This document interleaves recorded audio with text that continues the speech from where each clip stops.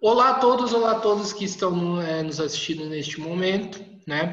Meu nome é Guilherme, hoje um dos coordenadores do Mesa de Debates, né? Canal do YouTube. E hoje vamos dar continuidade à discussão, né? Dessa disputa política, né? Que está por trás, né? Por exemplo, da questão da vacina, né? E também do cenário, e que acho que, em certa medida, no cenário político nacional. Estamos falando, né, da disputa entre Bolsonaro e Dória. E para a gente acrescentar mais elementos nessa discussão, né, que começou já a ser feita, já convidamos o professor Félix para falar um pouco do como que ele vê esse cenário, como que ele vê essa disputa e tudo mais. Félix, tudo bem? Por favor, antes de começar, se apresente. Tudo bem? Eu sou Félix Sanches, eu sou professor aposentado e professor doutor aposentado. E estou aqui com o Guilherme para conversar com vocês. Certo. Suficiente? Ou quer que fale mais?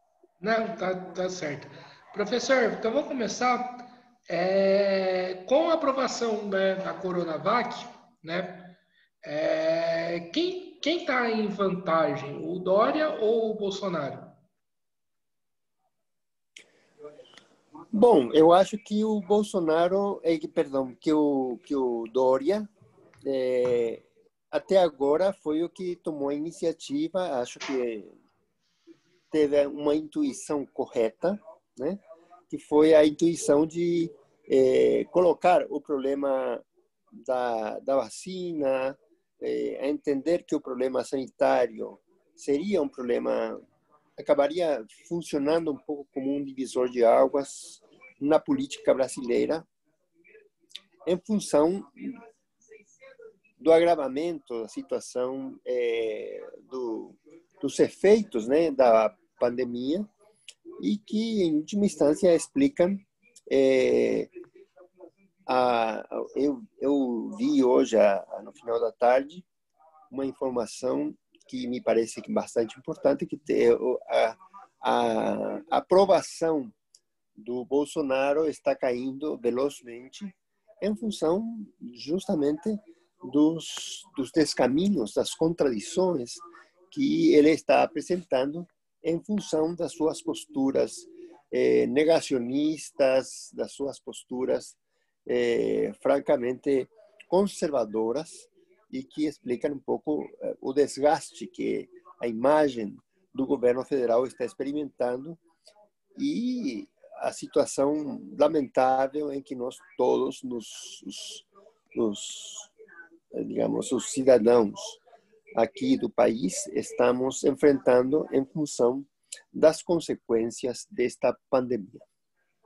Sim, professor, a impressão que eu tenho, né, se a Coronavac não tivesse sido aprovada e se não tivesse esse elemento político, né, por trás dessa aprovação, dessa disputa, é que o Brasil não teria vacina ainda, né? Eu estou correto nessa minha avaliação?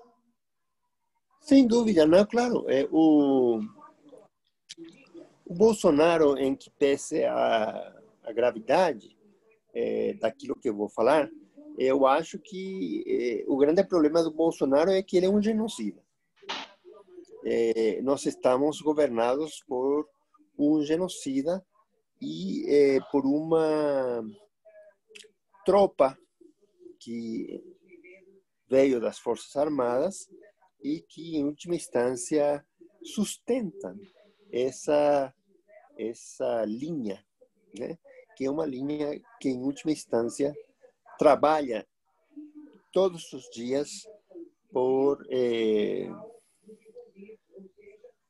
de alguma forma, entre aspas, castigar a população, né?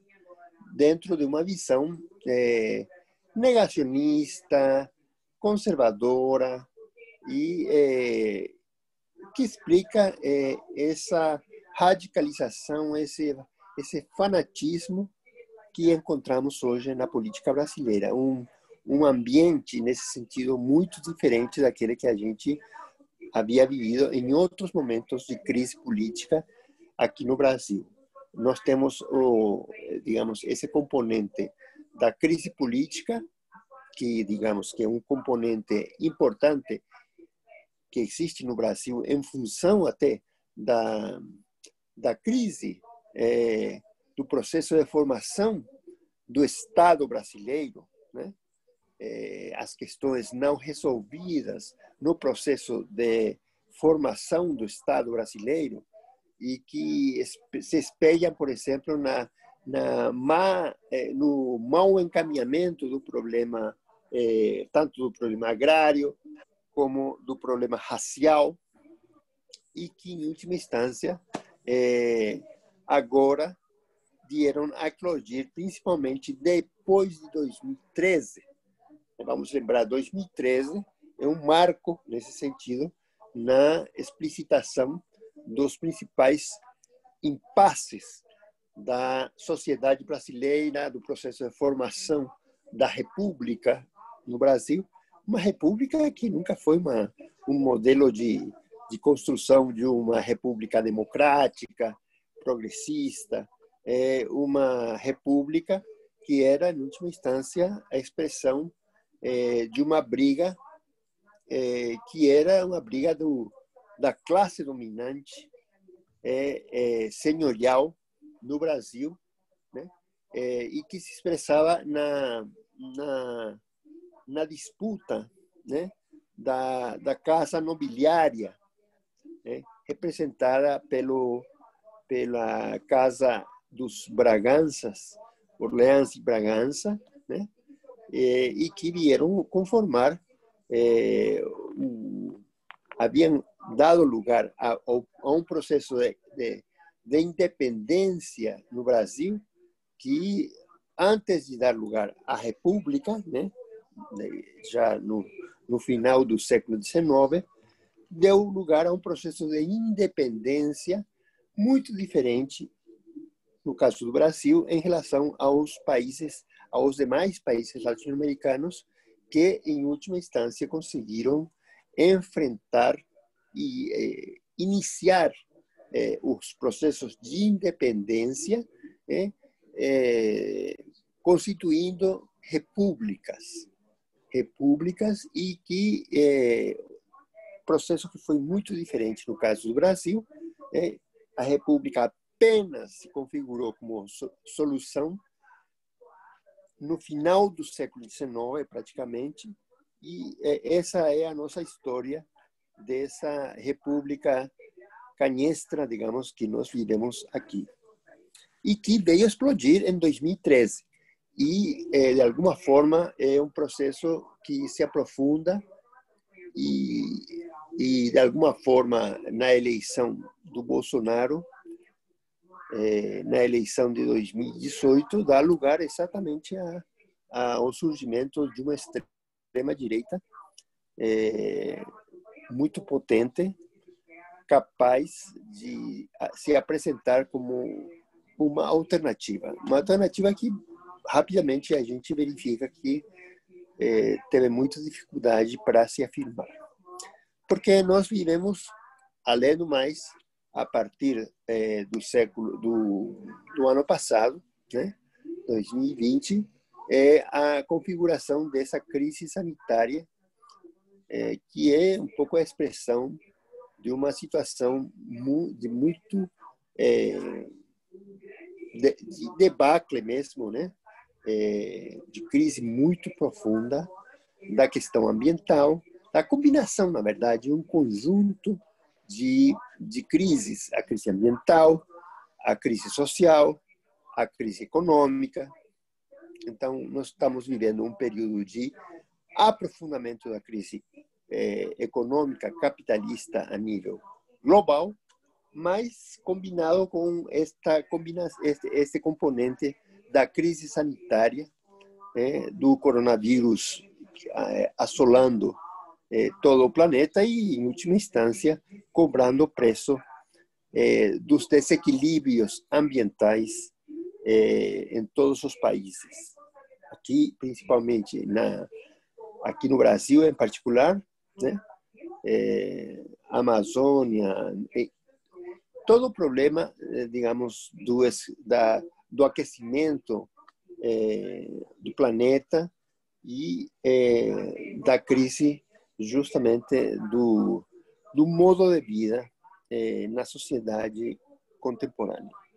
Então, nós estamos imersos numa crise social, econômica, ambiental, política e, em última instância, o governo Bolsonaro veio ser a expressão disso. Um governo que buscou uma identificação muito rápida com, digamos, o governo do Donald Trump e que agora, com a derrota dele na eleição, fruto da luta social dos negros, principalmente dos negros e dos segmentos, dos movimentos sociais que se lançaram em 2020 e que foram, digamos, o ariete que derrubou o governo Trump e deu espaço para o surgimento da alternativa política apresentada pelo Partido Democrata de Joe Biden. Não sei, esses são os pontos que eu consigo alinhar. Não sei se tem algum aspecto que você gostaria que eu aprofundasse. Sinta-se à vontade. Sim, professor, não, acho que está ótimo. Professor, essa disputa política, né, a gente viu que com o Dória, encabeçando a vacina da Coronavac aqui no Brasil, a gente viu que o governo Bolsonaro se sentiu pressionado em tentar buscar a vacina de Oxford, né? Essa disputa política pode pressionar o governo federal a buscar outras vacinas ou você acredita que não? Olha, é que, na verdade, esse grupo que está governando hoje o país, a turma do Bolsonaro, é uma turma que combina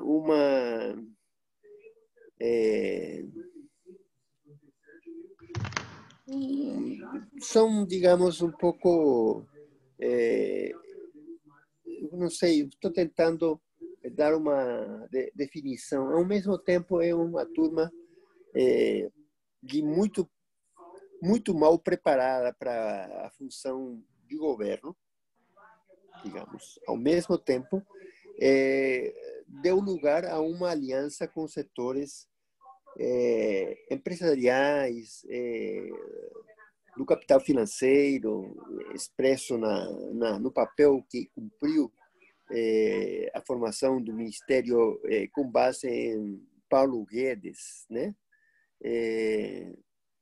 Que, evidentemente, o Paulo Guedes é diferente do Bolsonaro, embora façam parte do governo, né? Mas o Paulo Guedes, de alguma forma, expressa os interesses de um setor importante da burguesia brasileira. E, nesse sentido, o setor do Bolsonaro é um setor, assim,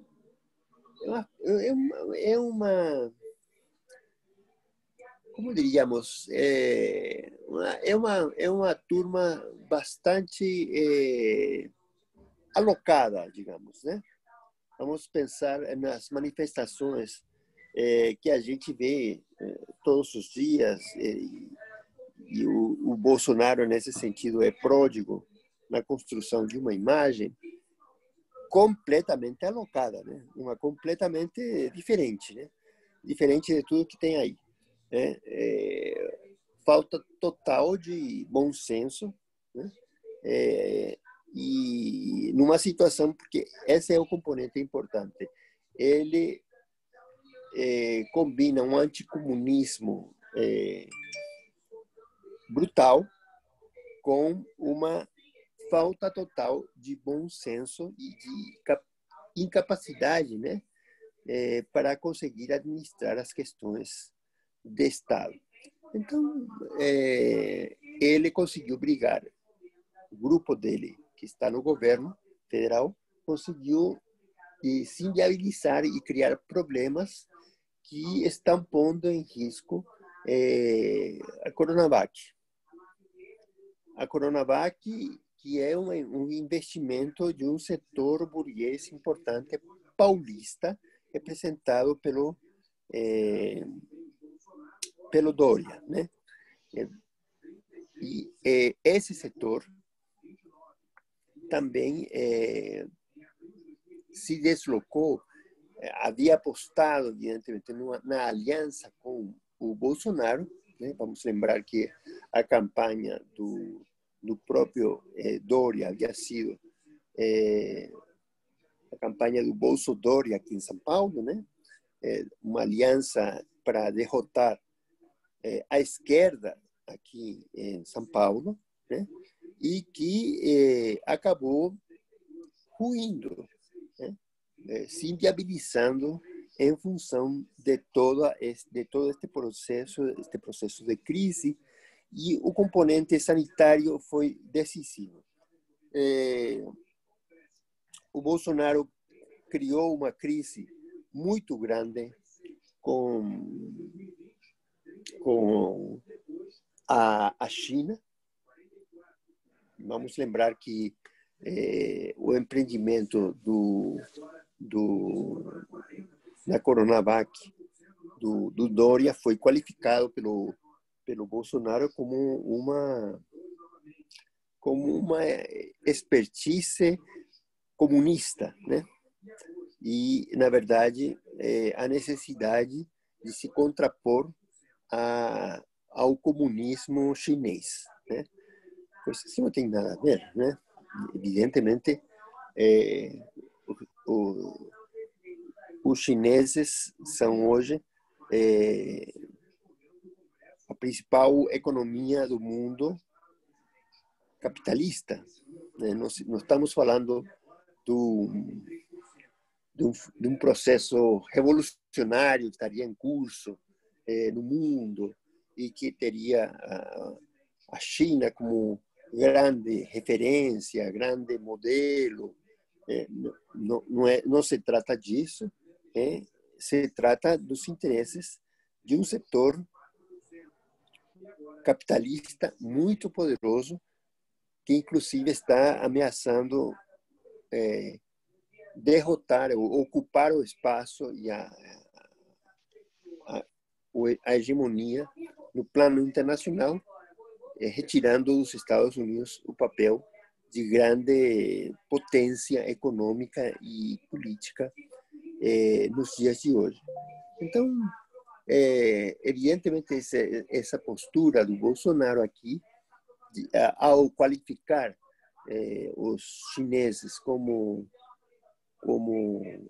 comunistas, como expressão de um setor político, social,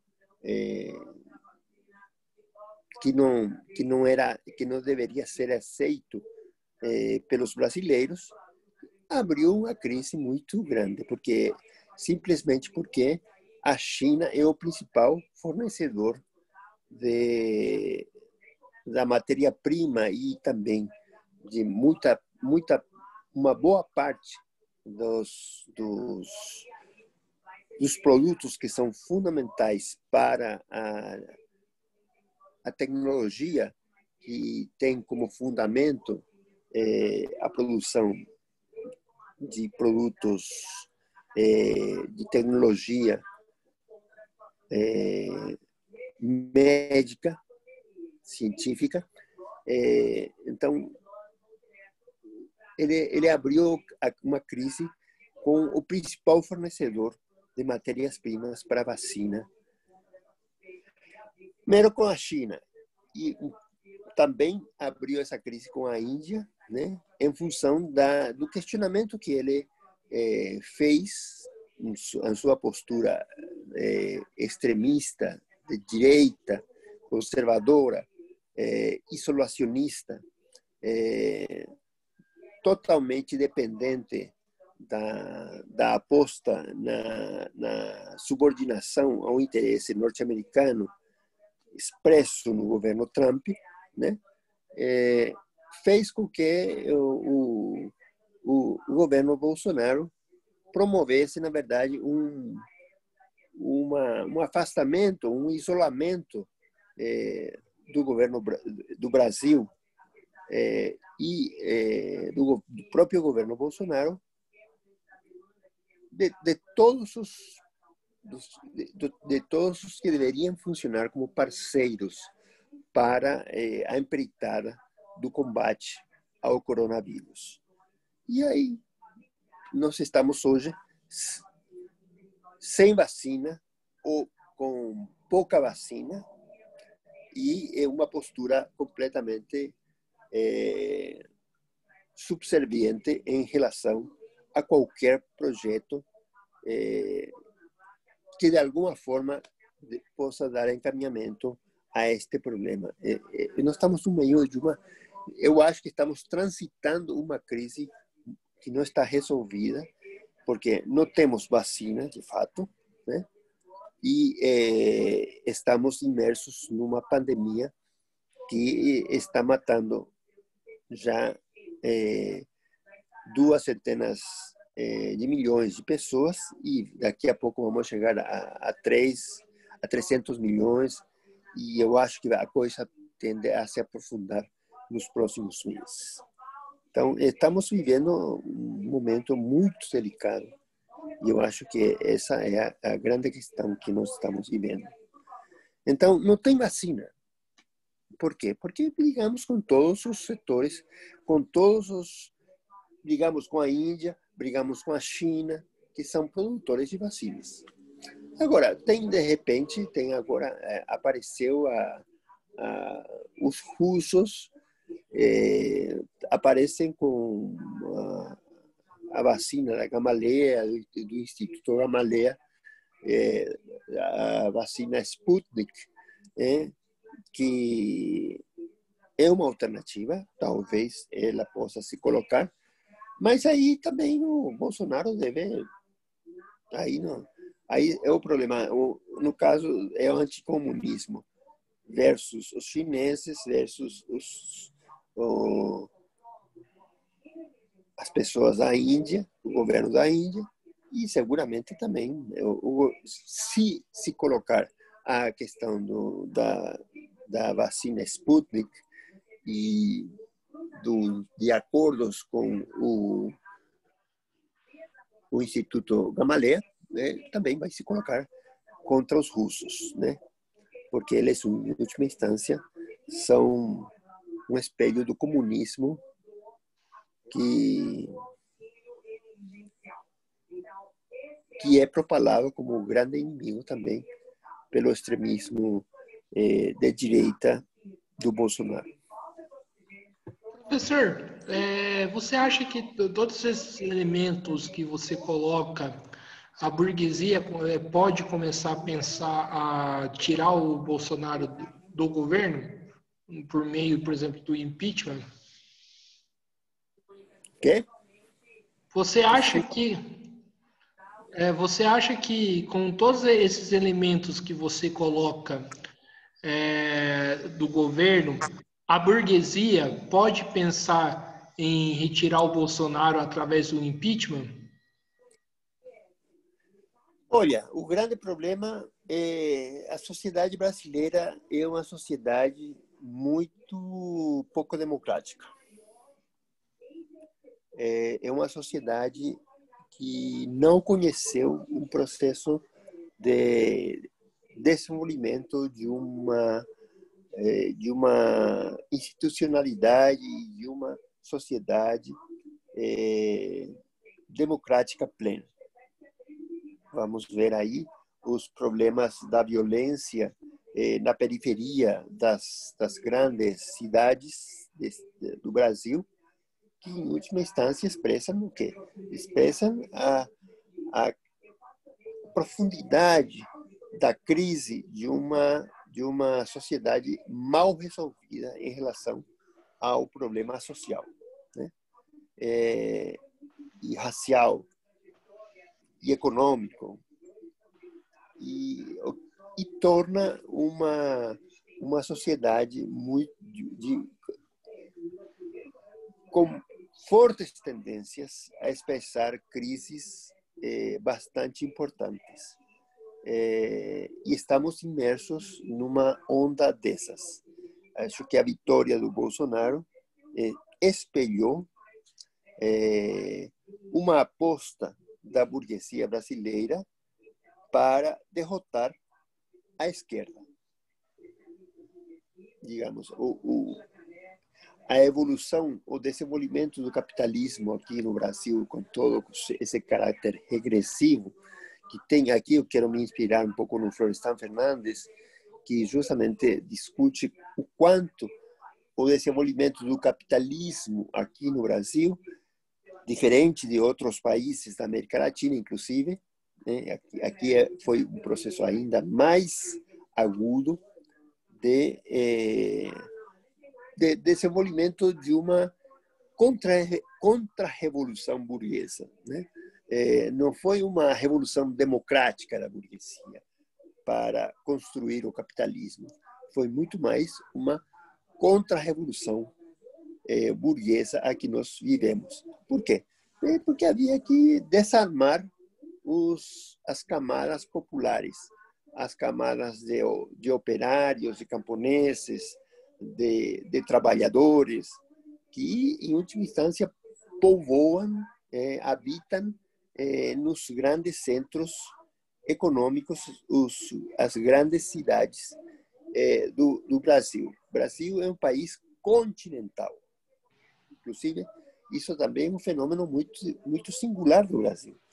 Se você olha para o restante da América Latina, né, o processo de formação do capitalismo no restante da América Latina se deu de uma forma que não conseguiu, e aí a tentativa do Simão Bolívar, do próprio San Martín, né, no processo de independência dos países aqui no continente, buscavam a construção de uma unidade dos países da América, né, que não conseguiu se viabilizar em função, inclusive, da atuação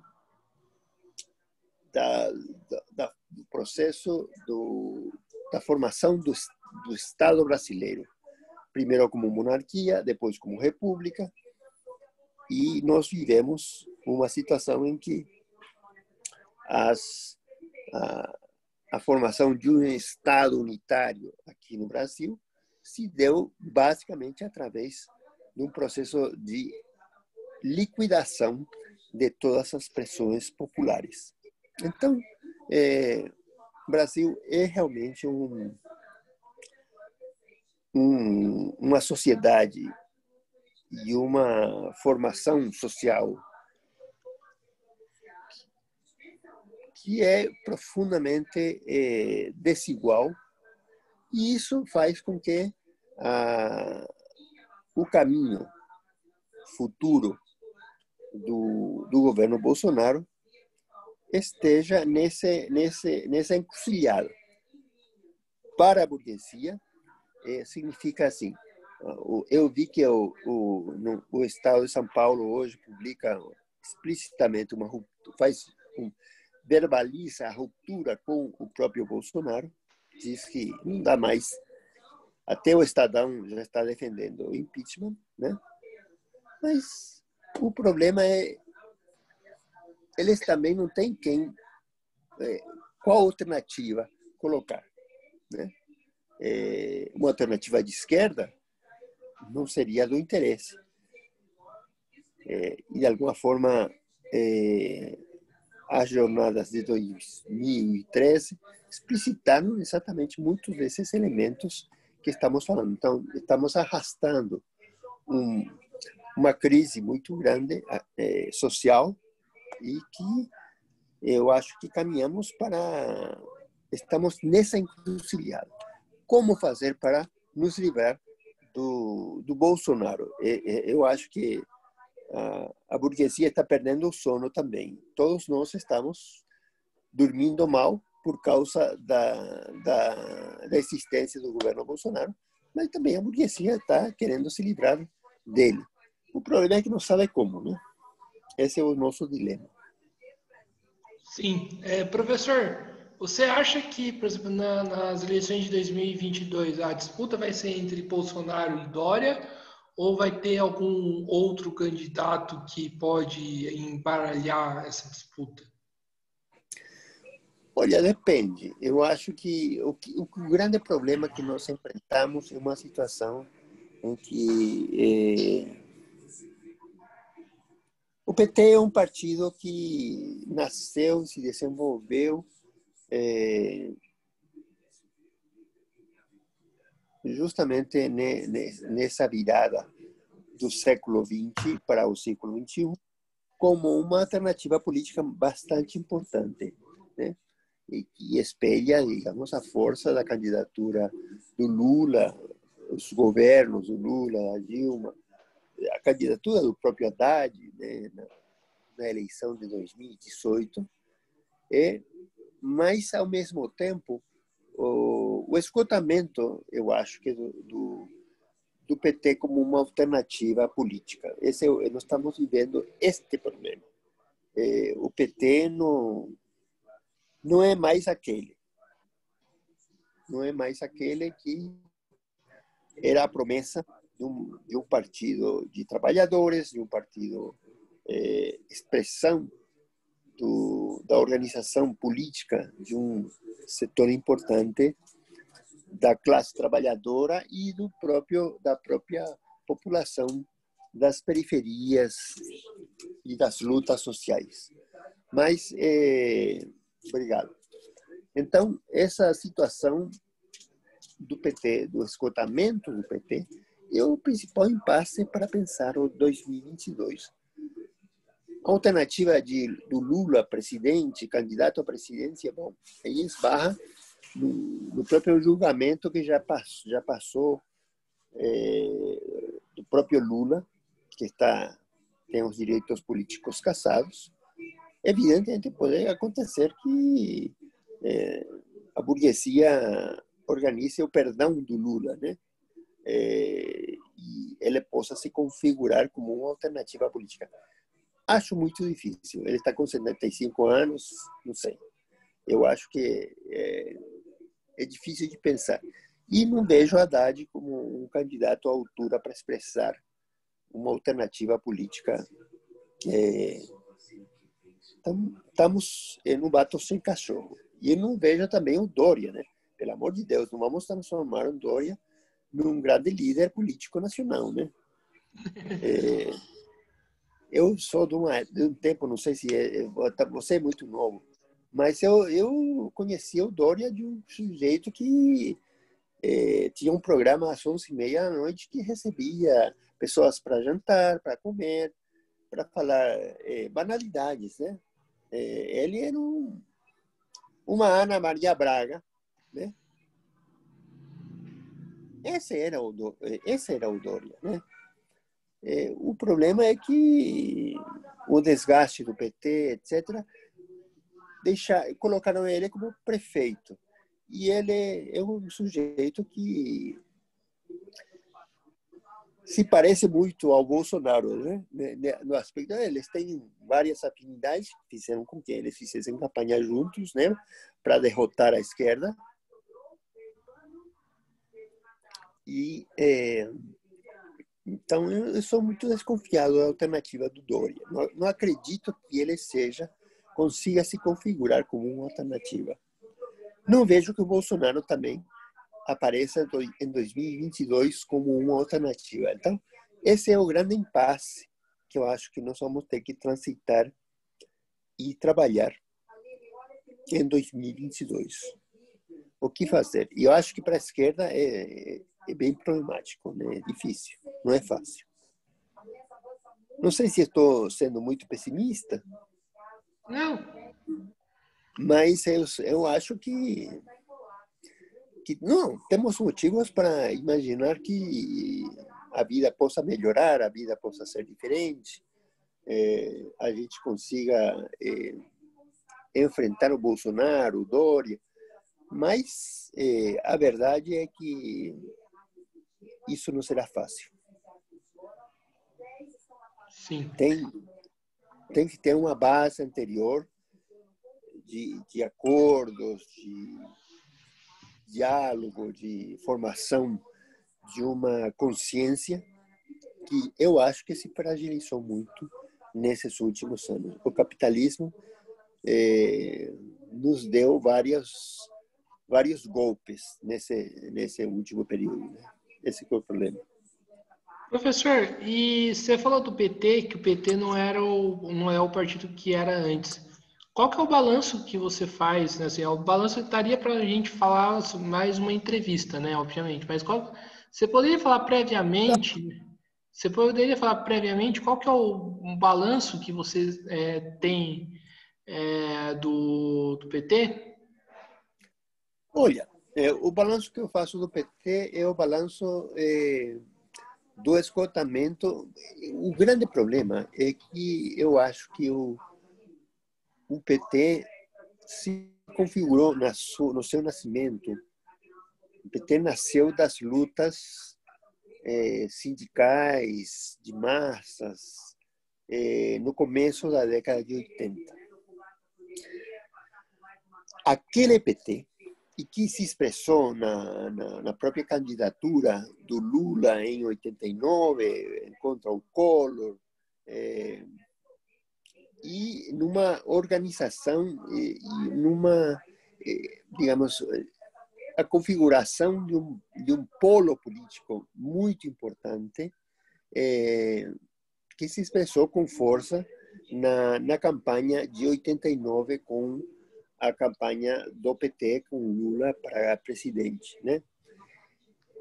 Bom, o problema é que a burguesia nunca, sempre jogou com todas as forças e com todos os instrumentos para impor ao PT uma derrota. Então, a campanha do Lula em 89 foi derrotada pelo Collor. Os partidos da burguesia que haviam nascido meio se você lembra, meio à crise da ditadura, né? O PMDB, o próprio PSDB, o próprio PFL, que naquele tempo chamava PFL, hoje chama Democratas, né? Esses partidos todos vieram ruir. Eu lembro que o Democratas teve 4%, o PMDB teve 7% na eleição de 89. O PDT, do Leonel Brizola, teve quase 15% e o Lula conseguiu passar ao segundo turno contra o Collor, que era, digamos, esse político um pouco como apareceu Bolsonaro na eleição de 2018, né? O Collor em 89. Mas esse é o impasse da política aqui no Brasil em 89, expressa na vitória do Collor, na derrota do Lula, prosseguiu logo em seguida na própria deposição, no próprio impeachment do Collor, da formação do governo de Itamar Franco, né? E depois na alternativa que costurou do Fernando Henrique Cardoso como uma alternativa para tentar conseguir construir uma forma de desenvolver uma alternativa política aqui no Brasil. Mas isso também entrou em um impasse, por quê? Porque a força do PT e da candidatura Lula impediram a consolidação do Fernando Henrique Cardoso como alternativa política para a sociedade brasileira. E aí, o Lula ganhou a eleição em 2002, né? E dali nós tivemos os quantos anos de Lula? 8, e depois mais 4 da Dilma, e mais 2 anos da Dilma, e depois já a crise que levou ao impeachment da própria Dilma, né? Isso tudo dá 4 vezes 3, 12, 14 anos do governo do petismo. O governo do petismo que também não conseguiu se apresentar como uma alternativa popular, democrática, à altura. E isso se expressou com força em 2013. Né? O descontentamento de setores jovens, imagino que você tinha vivenciado em 2013, né? O pessoal saiu para as ruas para protestar contra a passagem, contra tudo que estava aí, né? Com toda a politicagem. O governo Lula estava afirmado com quem? A gente fala mal do Centrão, mas o que é o Centrão se não é o time do Lula no governo? O time do Lula, da Dilma, né? Só não vamos falar que era Bolsonaro. Bolsonaro nem existia, né? Era um sujeito completamente secundário, né, em todo esse processo. Ele só veio se configurar como alternativa em 2018 como alternativa para poder derrotar a esquerda com o apoio dos partidos da burguesia. Então, esse é o nosso dilema. Então, eu acho que, quem sabe, né? Eu não sei o que vai ser desse nosso Brasil, né? Eu acho que nós vamos ter muita dor de cabeça. Sim. Professor, qual que é o balanço, né? O que você acha tanto do governo Dória no estado de São Paulo e no Dória na política como um todo? Olha, eu acho que o governo Dória é um governo a versão piorada dos tucanos. Ele que não tem nada a ver com os tucanos, coitado. Covas, sei lá, Alckmin, esses todos são café pequeno ao lado do Dória. O Dória é um sujeito que ele pode ir com Bolsonaro, se precisar ele vai contra o Bolsonaro, mas o Dória é um sujeito que ataca profundamente os interesses da classe trabalhadora, dos setores populares. Então, a política dele é uma política profundamente excludente dos trabalhadores, dos setores populares. Então, ele tem muita dificuldade, eu creio, que o Dória, para se constituir como uma alternativa capaz de enfrentar e vencer o Bolsonaro. Eu acho que é muito difícil. Então, eu acho que, nesse sentido, eu vejo o governo Bolsonaro, o governo Dória, aqui em São Paulo, como um governo de afirmação dos interesses da classe burguesa. O problema é que aqui a esquerda tem força, né? E isso se espelhou na campanha à prefeitura, com Boulos candidato a prefeito, e em última instância, eu acho que a crise, a resolução da política aqui no processo eleitoral, no processo político aqui em São Paulo, vai contar com uma presença importante do Dória, mas eu não vejo que ele se configure como uma alternativa, sinceramente. Eu acho que vai ser difícil para o Dória se constituir numa alternativa. E mais ainda no plano nacional, porque aí entramos com mais problemas ainda, né? Porque o Dória fica curto se a gente juntar a complexidade da sociedade brasileira. Sim, e o professor, uma coisa que eu estava pensando aqui, né, em relação da base de apoio, né, do Dória, e que também que é basicamente quase a mesma base, foi basicamente quase a mesma base de apoio que o Bolsonaro tem.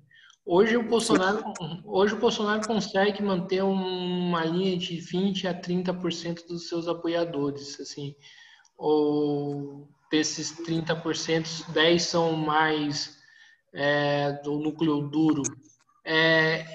Essa questão dos apoiadores numa eleição que pode ter inúmeros candidatos é um ponto negativo do Dória? Sem dúvida, se bem que eu acho que você deve pensar o seguinte: o que o Bolsonaro, na pesquisa, o Bolsonaro aparece como um setor que tem os 25%, perto de 30%, no plano nacional. Mas aqui em São Paulo, acho que o Dória aglutina uma boa parte da base do Bolsonaro. O Bolsonaro aqui fica pequenininho. Fica seus 10% desvairados e um pouco mais, né? Mas não muito mais. Não dá para pensar que aqui em São Paulo o Bolsonaro chega a 30%. Ele não chega. O Bolsonaro divide o eleitorado do Bolsonaro. O Dória divide o Bolsonaro, perdão, o Dória divide o eleitorado do Bolsonaro aqui em São Paulo. Ou seja, o Dória consegue aglutinar, sei lá, 20, 25% e ainda mais porque ele consegue, os tucanos aqui têm uma presença muito importante na burocracia estatal. Eles estão aqui há quantos anos estão os tucanos, né? O Dória é tucano, né? É do PSDB. É a ala mais à direita do PSDB. Mas ele tem uma força muito grande aqui em São Paulo. Acho que ele mostrou essa força nesse processo. Tanto que o grande opositor do Bolsonaro é o Dória, né? O Dória é o desespero do Bolsonaro, né? Ele gostaria de acabar com o Bolsonaro, né? Com Dória. O Bolsonaro gostaria de acabar com Dória. Mas a verdade é que o Dória tem muita força aqui em São Paulo. Mas só São Paulo não serve para governar o Brasil. Sim, e uma das maneiras que o Dória pode, tipo, tentar, digamos assim, reverter essa questão que você colocou, significa, tipo, Congelou sua... congelou, voltou, tá um pouco estável, já vai Não, voltar. agora já. Ok. Um dos elementos que o Dória pode fazer para reverter essa situação significa, por exemplo, oferecer vacina para os outros estados para poder tentar ganhar a simpatia do eleitorado de outros lugares? Não, sem dúvida, poderia ser. Eu acho que é o que ele estava pensando também. Mas eu acho que o Bolsonaro, que controla o governo federal, né, brecou isso, forçou o Dória a aceitar, digamos, a existência de uma campanha nacional de vacinação. E aí, de transferir isso para os estados e os municípios, sob o comando dos governadores de estados, prefeitos, enfim. Então, ele também criou problemas, muito problema. Então, eu acho que o Bolsonaro vai se afirmar como uma alternativa forte aqui em São Paulo. Não vejo que ele tenha essa capacidade que possa extrapolar as fronteiras aqui do estado de São Paulo. Embora o estado de São Paulo seja muito poderoso, mas eu acho que aí está a força e a fraqueza política dos políticos paulistas. Os políticos paulistas têm dificuldade para construir a sua hegemonia, a sua autoridade política no plano nacional, né? Então, é difícil saber o que vai acontecer. Eu acho que nós estamos caminhando para um teste de forças muito importante. Não acredito que o Dória se configure como uma alternativa robusta, forte, de uma expressão nacional muito contundente. Não acredito. Agora, isso não significa que o Bolsonaro vai conseguir se afirmar como uma grande autoridade. Eu acho que vai ter muito problema. Nós vamos viver com um período de muitos impasses políticos. Sim.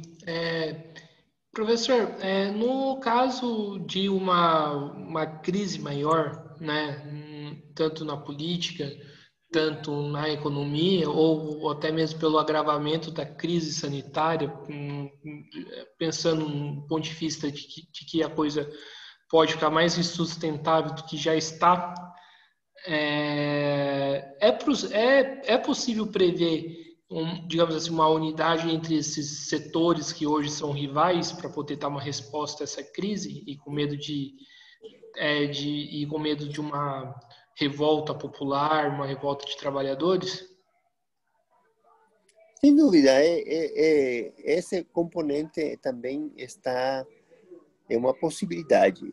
Embora eu acho que eles têm mais dificuldade, porque o custo político, eu acho que da alternativa da burguesia brasileira ter apostado em Bolsonaro como apostou, é trágica, né? Eu acho que esse é um componente da tragédia brasileira, né? Porque a burguesia brasileira entregou os anéis e botou tudo na conta do Bolsonaro. E Bolsonaro não é uma expressão da burguesia. É um bando de desqualificados politicamente, né? E isso está se revelando neste processo. Então, eu não sei o que vai acontecer. É difícil, viu? Eu, sinceramente, eu sou muito cético em relação ao futuro. Eu acho que vamos viver anos até desanuviar esse novelo aí. Vai ser difícil. Vai ser difícil. Vamos ter muitos impasses. Sim. Professor, para fechar a nossa entrevista, né? Queria que você falasse um pouco se é possível e, se sim, como construir uma alternativa independente frente a essas duas alas que seja capaz de dar uma resposta a essa crise, uma resposta que seja favorável aos trabalhadores. Eu acho que a gente tem que ter a capacidade de enxergar o mundo um pouco de uma forma um pouco mais ampla. Eu vejo que a derrota do Donald Trump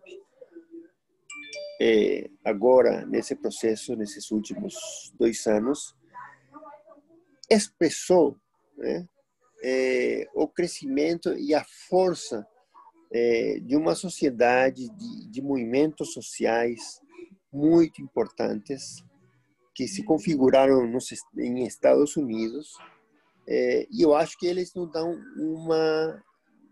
um pouco um norte.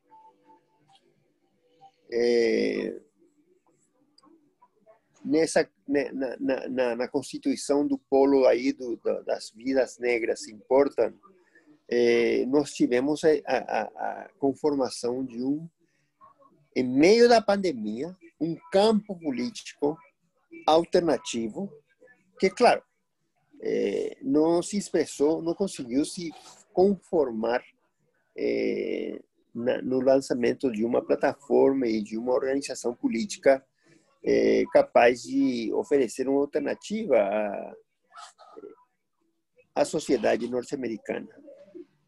Mas conseguiu derrubar o Trump, que era um extremista de direita, isolacionista, negacionista, enfim, todos os valores negativos, anticomunista. Então, eu acho que nós deveríamos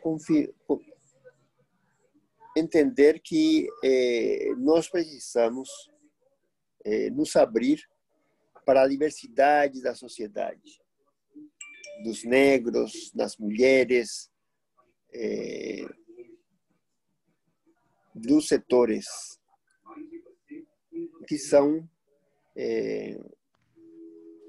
discriminados pela sociedade e que podem configurar um campo político